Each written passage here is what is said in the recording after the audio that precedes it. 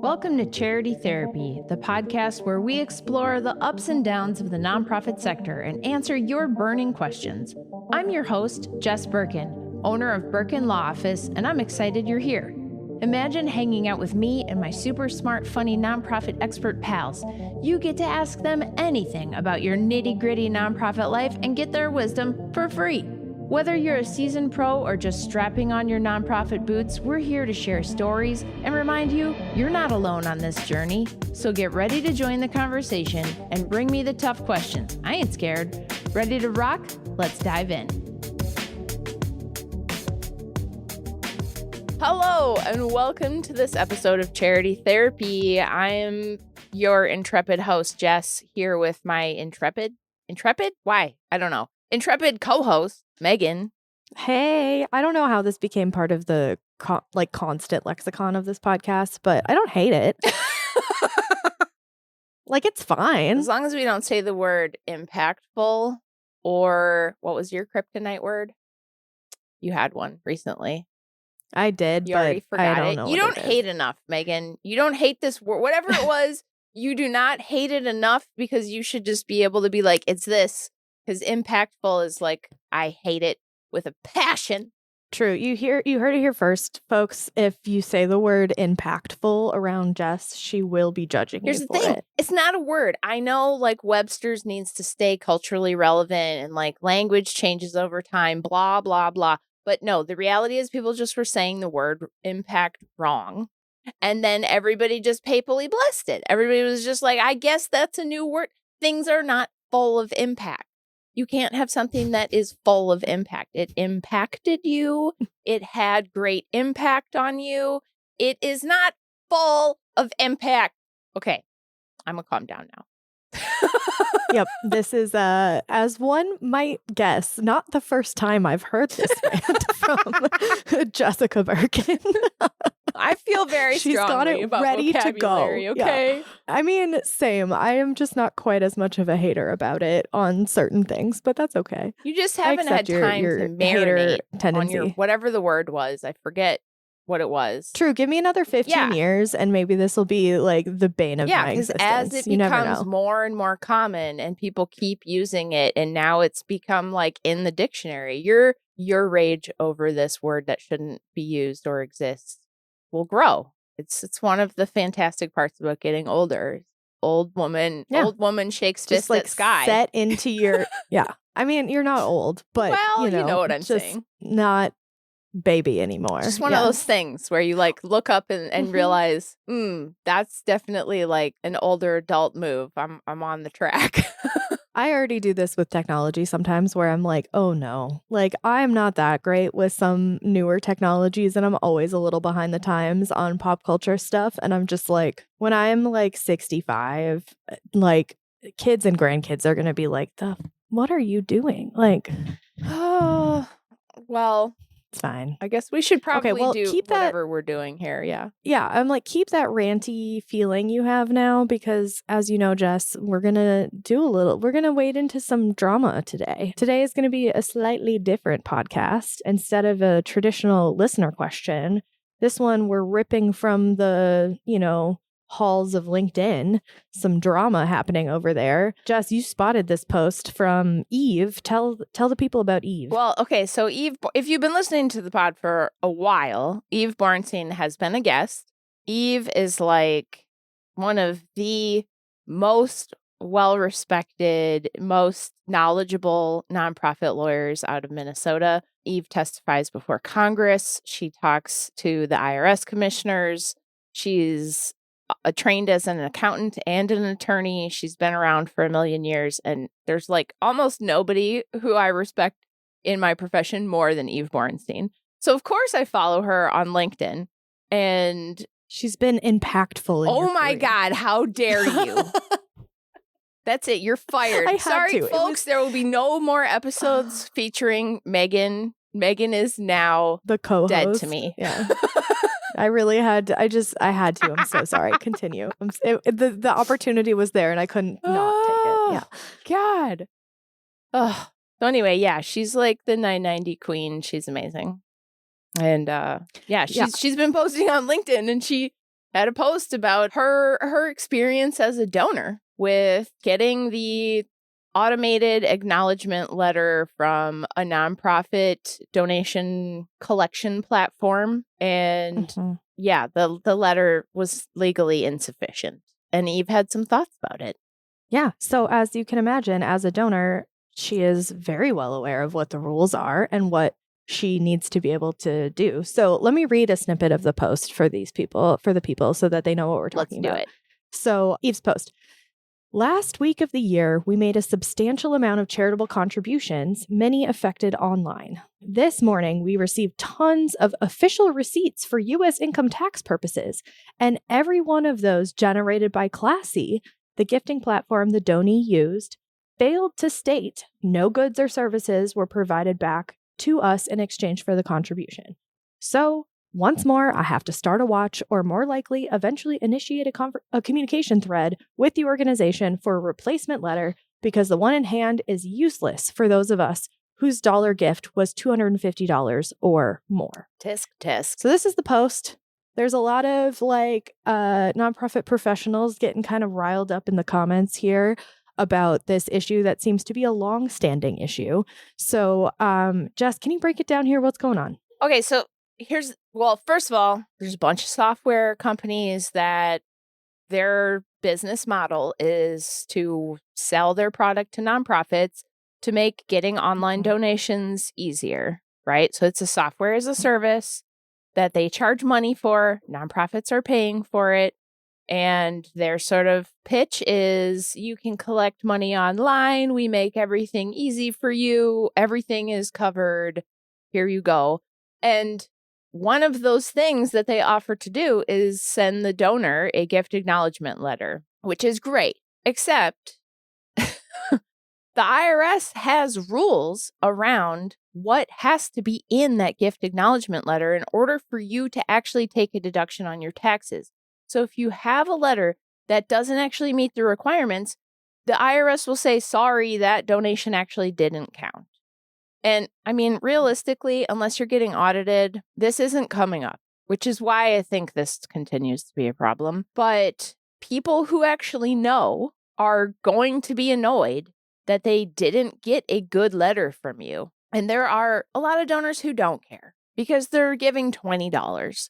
And if you give $20, there's no letter requirement. So this only applies to people who are giving more than $250. But the bigger the gift is, the more likely it is that the person actually cares to put it in their tax file because, like Eve's post, I think somewhere she says we made a lot of gifts and many of them were way over $250.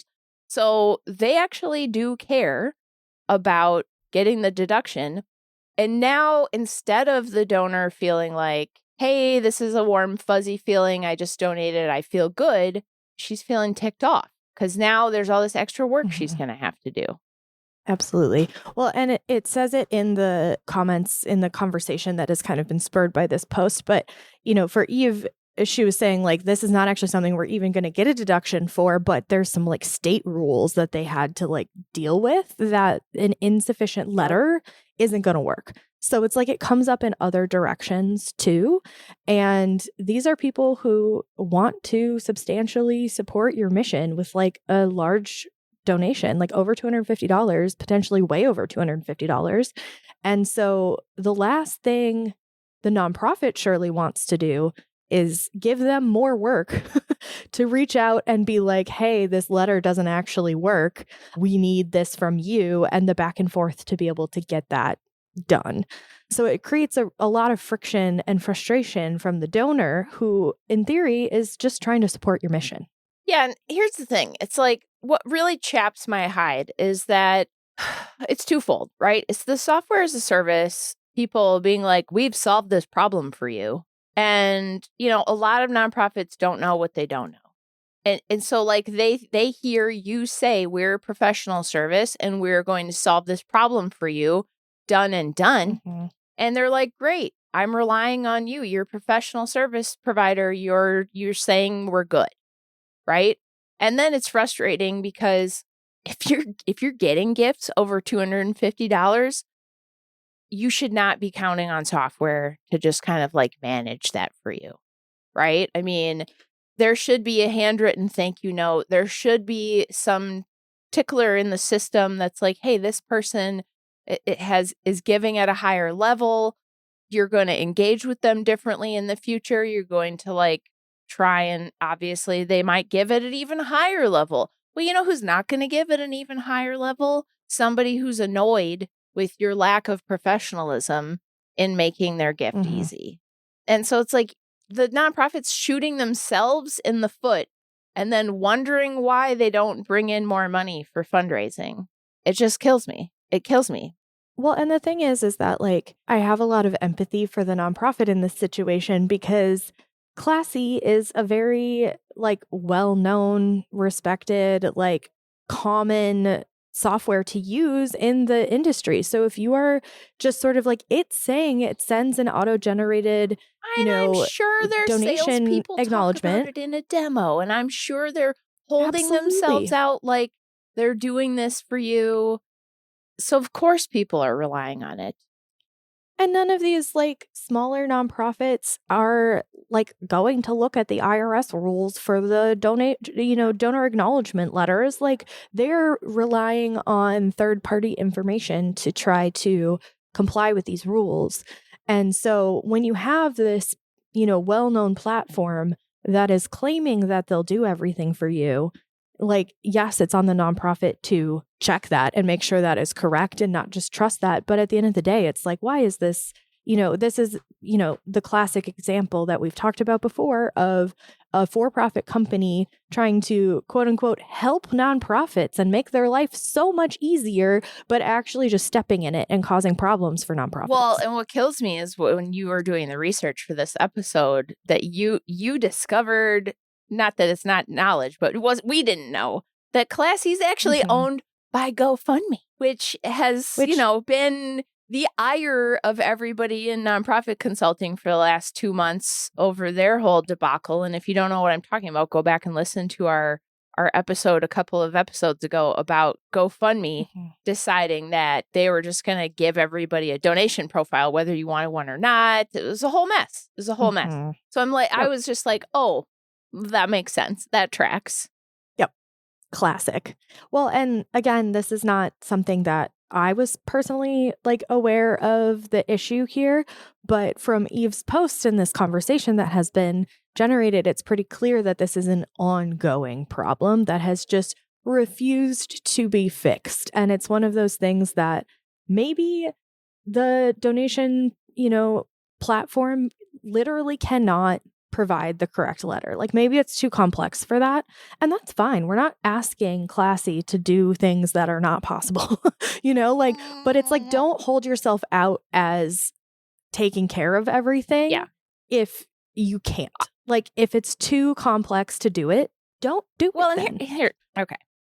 I got a lot of software developers in my world, right? And I understand, I've seen the memes and the short form content about, why the unreasonable ask from the company to this simple feature we just want, and it's like an unreasonable ask. I get that, okay?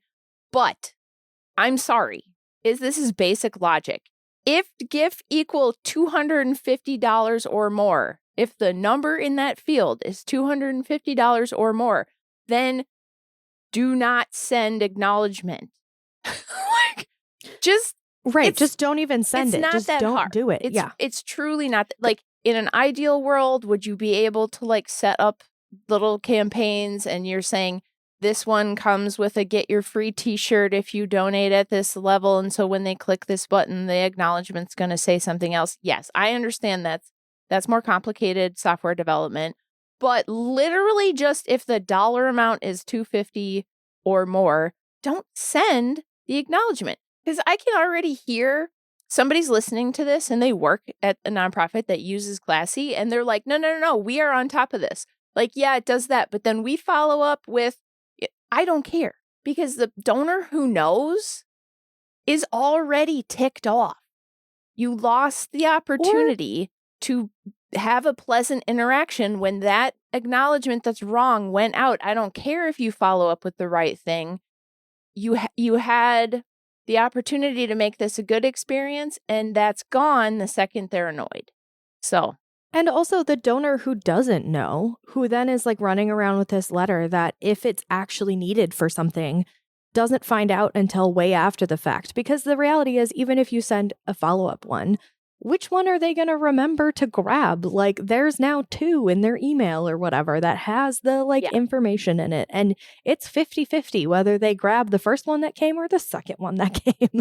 And like, they're not going to know that there's a substantial difference between these 2 donor acknowledgement letters, particularly if the one from Classy says that this is like legally sufficient or whatever it says. So it's just, Well, and frankly, I don't know. I haven't used this software. Maybe it is fully customizable. And maybe nonprofits are just not doing it. You know, maybe Classy is going to be like, yeah, dum-dums, you could be doing this. Well, you know what? That's you're causing people to have a legal issue at their nonprofit. You should work a little harder onboarding your new customers to make sure that they know how to customize it, and that maybe this is not rocket science. You don't need to hire me to figure out that this is the rule. So like maybe provide some documentation about how to make a good gift acknowledgement, because it's also different if you did give somebody something, and you can see where that would be like, donate to the public radio station, you're going to get a tote bag, and that happens online, right? Like it just, everybody is potentially in the wrong here, and it's not that hard of a thing to fix, is my beef. Absolutely. The fact that this has evidently been going on for years, that is kind of the whole point of Eve's post, is not even just that like this thing happened that now I have to go chase down some nonprofits for a better letter. It's that this happens every single year and no one has made any changes. And she even talks about how like there's been such an uproar about the GoFundMe nonprofit pages, well deserved. But like, why are we not also like yelling at them about this one? Because like, let's get this, changed for the nonprofit sector. Like, it doesn't have to be this way. Well, Eve, if you happen to be listening to this, because I that would be like my dream that Eve listens to our podcast. You want to come on here and rant. Open invite, girl. Get at me. Like, come on back. Yeah. We have you back. We got this. Anytime. All right. I just have 2 kind of main takeaways here. Actually, maybe 3. So one is that like you need to send out gift acknowledgement letter when you receive a donation. And it's not just a simple thank you. There are like IRS rules that dictate what needs to be in that letter. So if you are not doing that, this is your indication that something needs to change there so that you are following those rules. Secondly, don't trust every single software that tells you that it just takes care of everything for you. Like, nonprofits are complex, and unfortunately, that means that a lot of people who are in theory wanting to help or really wanting to make money off the sector don't actually know what you need to do. And the last takeaway really is that this is a real trend of software as a service or other sort of for-profits try to help, and they are actively causing problems. But as we saw with the GoFundMe thing last year, that if we make enough noise, we can let them know that it's not helping. Yeah. So let's make a little noise. Absolutely. I would love to see GoFundMe's comment section blow up with demands for this to be better, or better documentation, or whatever. Okay. What we forgot to say as the 4th takeaway is that thou shalt not use the word impactful in your day-to-day life ever again. So if you are an offender, 11th commandment, know that I disapprove and you need to seek reform. Okay? You need to be reforming your vocabulary use. Other than that, though, I think those takeaways were great, Megan. So glad I could provide the ones that are actually relevant to the episode. All right, folks. Thank you so much for being here. Share this episode with a friend. If you are aware or involved with a nonprofit who uses online giving, look at your donation acknowledgments. Make sure you're doing them right. Make sure you're having a good experience with your donors, and let people know about the show. It really helps us out. If you have a question or a story to share, get at us. We'd love to keep it anonymous. And, as long as you're not Eve Borenstein, I'm not going to say your name on the internet. So send us a message at charitytherapy.show. And thanks a lot.